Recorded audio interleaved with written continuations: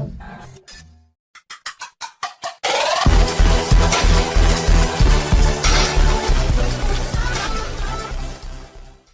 world's first programmable computer, the Zeus Z1, was able to perform 2 flops or floating point operations per second. Modern computers do this 27 trillion times faster, and this has been achieved in a mere 79 years. According to scientists, the power of computers will grow several million times more in the next 100 years. It's hard to even begin to imagine what kind of world our children and grandchildren will live in. Already, virtual worlds, like the one, for example, in Grand Theft Auto, shock with their detail. It's easy to imagine that they will become indistinguishable from reality in the next 50 to 100 years. In fact, it's possible that we will be able to create virtual universes in which the characters really think and have minds similar to ours, but won't know that they live in a simulation. This is frightening on many levels. And what if we are such characters already? What if the whole world that you see outside the window is a simulation? Philosopher Nick Bostrom first introduced the general public to this hypothesis regarding the virtuality of our world back in 2003. Its essence was that if many technologically developed civilizations exist in our universe, then it is likely that they can create simulations similar to those in which you or your children play sitting at your computers, only millions of times larger and more realistic. This means that you or I could be in the role of an NPC, a non-player character, in some alien sandbox right at this moment. And people really are taking this seriously. Elon Musk, for example, said in 2016 that there is only one chance in a billion that our reality is not a simulation. When you hear such a thing from somebody like Elon Musk, serious doubts regarding the nature of our reality begin to arise. This forces us to at least begin a serious search for some kind of answers. And this we will do now. Evidence of our virtuality. Grand Theft Auto 5, also known as GTA 5, is a very good example of how all this could be accomplished. In the game, on one of the many streets of its virtual city called Los Santos, you see a very familiar picture. You are surrounded by cars that are hurrying to and fro somewhere into the distance, and crowds of people line the sidewalks. In general, everything's very similar to how it is in real life. And in the game, this general picture accompanies you everywhere, all the time, regardless of your location in Los Santos. If you turn a corner, you see more cars and more crowds of passersby. So being on that Los Santos street, you might think that the same story is happening to others, that life is alive and happening in the whole city at any point in the urban landscape. But, in fact, this is simply not true. You must not forget that everything you see is just an illusion, built just for you. While you are on the street with the conditional name A, absolute nothingness has filled Street B. Nothing happens there. The game continuously, magically draws for you this living, active life, while Street B drowns in silence and, in fact, barely exists. All modern video games work on this principle. When you are absent from a certain location of a virtual city, there is absolutely nothing at this location. No people, no cars, no city itself. The developers optimize the game in order to reduce the load on the computer hardware. Thanks to this, you can enjoy such incredibly realistic graphics and in-game physics that are the modern masterpieces of the gaming industry. If a player, or rather a character, turns and looks at something, the computer makes the image in front of him as detailed as possible, and the textures and objects behind the player's back, that is, out of view, become as simple as computationally possible, or really disappear altogether, except as a potentiality. As we said, this allows the computer to reduce the load on the game platform while maintaining beautiful graphics. If you look at the location from on high in GTA 5, the whole city will look as if it is in the palm of your hand, and you will see how cars are rushing up and down all of the numerous streets. So, does that mean the power of the console or computer is enough for such a complex and detailed picture? Let's not jump to conclusions. The fact is that the physics of the game also get simplified for objects like cars that are far from the observer. If we fire a rocket into such distances, we can barely see it explode. If we fly closer, then the explosion looks much more detailed and realistic, and requires far more computer power. The next example is the game Civilization 5. If you quickly move the camera from one end of the map to the other, you will see the location loaded right before your eyes. The game engine is not perfect, so we can see how the view responds to our actions, realizing that we are looking at it. That is, the observer influences the game world by the very fact of his or her observation. This is how any video games of the future will work work as well. Even if super powerful computers can simultaneously calculate all the more or less large objects in a large location, even over many years, small details will remain to be rendered. Flies, blades of grass, and yes, even microbes, of which there are quite a few, all of which will be loaded only under the gaze of the observer player. Everything is for the sake of optimization. So, after that gaming preface, we now move on to the first proof of the theory that we are living in a matrix-like simulation. You may know about or remember one of the most famous experiments in the history of physics, the experiment of Thomas Young, the double-slit experiment. It was a real coup in physics and led many scientists into the study of quantum mechanics. If you throw solid balls and a shield with a slit cut into it, a single diffuse strip designating a strike point will appear on the screen behind the shield. If there are two slits in the shield, then there will be two strips. But how will waves behave if aimed at the shield? They will pass through the slot and spread out. The greatest impact of the waves will be in the line of the slit, as in the case with the balls. But if you add a second slit, everything changes. A number of alternating interference strips will appear on the projection screen. And when we shine light on the two strips, this is exactly what happens. And this is how Mr. Young proved the wave theory of light. If light were corpuscular, like a particle, instead of wave-like, it would behave like the balls, and the screen would show two strips of light corresponding to the two slits. That didn't happen. Later, it turned out that electrons and protons behave exactly the same way, showing that they also seem to exist as waves and not as points. There was one assumption that perhaps light and the others were particles, and that somehow the particles bumped into each other and flew apart.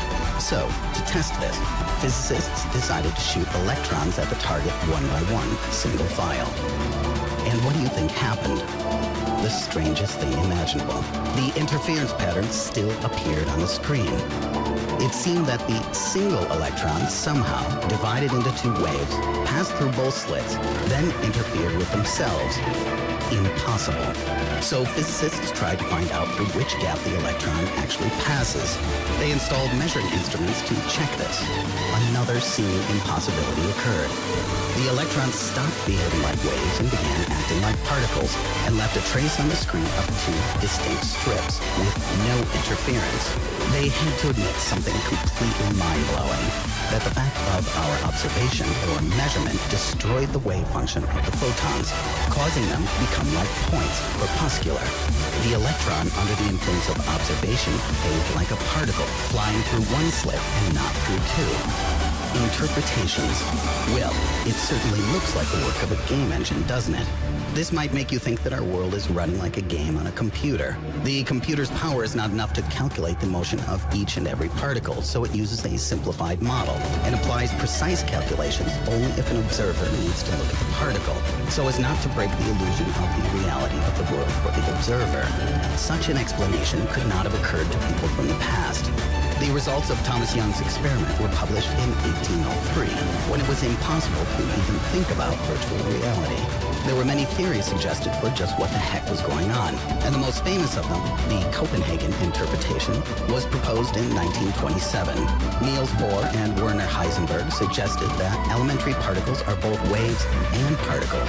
To measure an electron, it is necessary to strike it against the screen of a measuring device. The wave functions of the electron collapse when it is measured, and it becomes only a particle. And this means that it is not exactly the observer, but the measuring device that influences the result of observation. But if this theory is correct, it still does not discount the hypothesis of the simulated matrix world. For example, a programmed photon could propagate in the network as a wave and restart when the node is overloaded, turning into a particle. This way, one can explain both quantum waves and the collapse of the wave function. The second most popular explanation of the behavior of particles is the many worlds interpretation. To greatly simplify, it looks something like this. We can assume that there are parallel universes in which the same laws of nature operate, and for each act of measuring a quantum object, the world splits into several versions. Each of these versions sees its own measurement result and acts according to it in its universe. In the eyes of the layman, this is a strange explanation. But it's a free world, at least we think it is, and so anyone can decide which interpretation they like best. In a poll of physicists held 20 years ago at a symposium under the auspices of the University of Maryland, 13 voted for the Copenhagen interpretation, 8 for the many worlds theory. Several other scientists chose other, less popular options, and 18 participants opposed all known interpretations. Disputes are still ongoing. In 2006, scientists conducted a more sophisticated version of the two-slit experiment, this time with a deferred choice element involved. In simplified form, it goes something like this. Particles are again shot through a barrier with two slits in it, but this time the observation of which slit they pass through is made at a time when the particles have already passed through the slit, but have not yet hit the projection screen. Like an observer who only opens his eyes after a certain moment. And can you imagine this? The electrons behaved like particles at this moment, as if nothing had happened from the moment of their launch from the electron gun, as if they did not pass through both slits and did not represent a wave. It seems the particles knew that they would be measured before it ever happened. The second proof. The next hint at the existence of a matrix can be arrived at from the maximum speed in the universe, the speed of light. Einstein explained that nothing could move faster than photons in a vacuum. The speed of light is a limit and a constant. Additionally, the faster an object moves, the more time slows for that object. At a speed of 300,000 kilometers per second, time stops altogether. That is, you could get to distant galaxies, let's say 3 billion light years away, in the blink of an eye on a spacecraft that had such a speed. According to your time, of course. Those same 3 billion years would pass for a terrestrial observer. So time for a photon stands at 0. It cannot accelerate faster. For this, it would have to slow down time even more, which is impossible as time has already stopped. But why do speed and time have such a relationship? Why are space and time interrelated? The answer suggests a virtual world. The matrix hypothesis assumes that the speed of light is a product of information processing. That is, the world is being updated at a certain rate. It's 1 trillion times faster than any of our supercomputers now. But the principle is the same. Time slows down with an increase in speed. Because virtual reality depends on virtual time, each processing cycle is one tick. When the computer slows, the playing time also slows down a bit. This is very similar to the way in our world that time slows down with increasing speed or near to massive objects, which points to the possible virtuality of our universe. It can be assumed that in a ship that rushes with tremendous speed, the processing cycles of the system hang for the sake of saving resources. The third piece of evidence. The most serious proof that we live in a matrix simulation is quantum entanglement. Well, what is it exactly? A photon flying through space can be considered to be rotating. That is, it has something called spin. In fact, photons don't really rotate, but this is a simplified model. So, physicists believe that, most likely, before a particle is observed, it does not even have a specific spin. That is, no one is looking at the photon yet, so it cannot determine which way to turn, and is considered to be in a superposition of uncertainty. It would seem that it's difficult for nature to calculate the rotation of each and every particle, and so it uses a simplified scheme for this. But, again, when an observer appears, the particle becomes physically more complex and more real, and its rotation is calculated. An experiment was proposed by Albert Einstein, which was to test the Copenhagen interpretation for strength. Some very interesting results were obtained from this experiment. The essence of it goes like this. If an atom, for example, cesium, emits 2 photons in different directions, then because of the law of conservation of momentum, their state will be interconnected. If one of them rotates from the bottom up, then the other will rotate from the top down, always. They will always have spin in opposite directions. This is called quantum entanglement. But remember, the photons do not know which way to spin before they are observed. So in this case, if the fact of observation made one choose one of the options, its tangled partner must then immediately have a spin in the opposite direction. That is, by the very fact of our observation of one photon, we affect the spin of the other photon, even though we did not observe the second photon. And the second photon is required not only to find a spin, but to do so instantly, even if the photons are at a great distance from each other. That means that if the entangled photons were somehow sent even to different ends of the universe, this information about which way it should be spinning should somehow fly or jump across the universe to its partner at several quadrillion times faster than the speed of light, so that it basically instantly gets its spin. This is incredible. It violates the very laws of physics as we know them, because nothing can move faster than photons in a vacuum. However, the second photon still manages somehow to get this information in zero time. But how? How does the partner entangled photon learn with such speed that a colleague was observed, and so know to spin in some particular direction? Einstein was convinced that such an instantaneous connection was impossible, and he assumed that when entangled photons emerge from the atom, they already contain information about the past and know which direction they will rotate if or when they are observed. That is, the observer does not change things, but only recognizes the spin of the particle. But 17 years after Einstein's death, it turned out that this singular, unparalleled genius was mistaken in this case.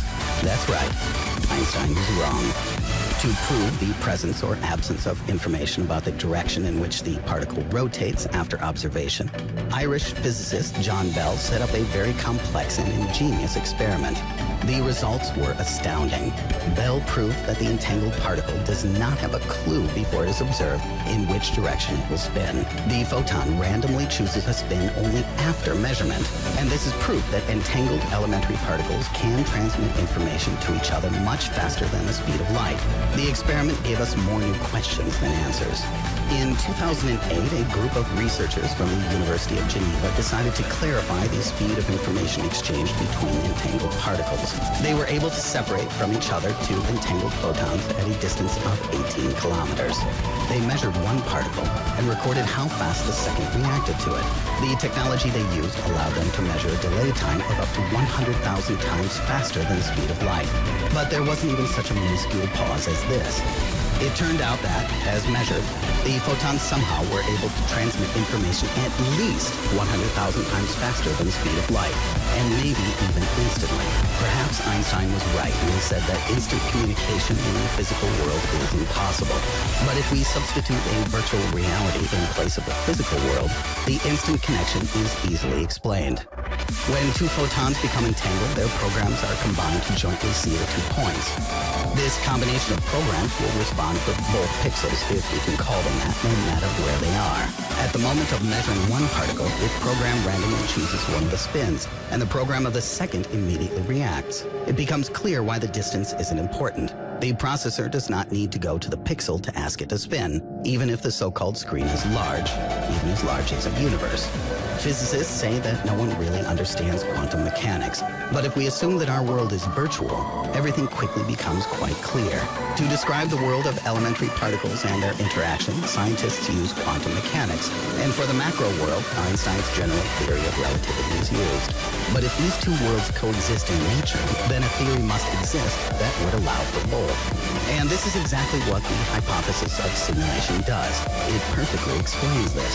The mysteries of the Big Bang, the curvature of space, the tunnel effect, dark energy, and dark matter all can be explained on the basis of the assumption. They say this simulation theory, even if confirmed, wouldn't change anything. But official confirmation could strongly spur new research, and perhaps scientists would be able to find new shortcomings in our world, and they could be used to create new technologies. For example, if quantum effects are caused by the virtuality of the universe, the creation of quantum computers or quantum cryptography can be called the use of the conventions of our world. Are we in a matrix? New, indirect hints that we live in a matrix are discovered every year. At such a rate, in about 30 years, the virtuality theory of our world could become as official in the world of science as the theory of evolution today. Perhaps it won't be too long until they teach in schools that we live in a virtual world. Although it is somewhat demotivating, realizing that you might be just a complicated program with feelings and self-consciousness. Elon Musk believes that, on the contrary, it would be good news. The simulation hypothesis hypothesis solves the Fermi paradox and shows that intelligent civilizations are able to avoid self-destruction and technologically grow to achieve even the creation of virtual worlds. So, life in the Matrix for Mr. Musk is a pretty decent utopia. He wants this to be true. By the way, recently the famous scientist Neil deGrasse Tyson and some of his colleagues spent several hours debating the topic, is the universe a computer simulation? Be sure to watch it. If you like this topic, I advise you to see the film The 13th Floor and, of course, the Matrix trilogy. And don't forget to put likes and subscribe to the channel. Otherwise, Agent Smith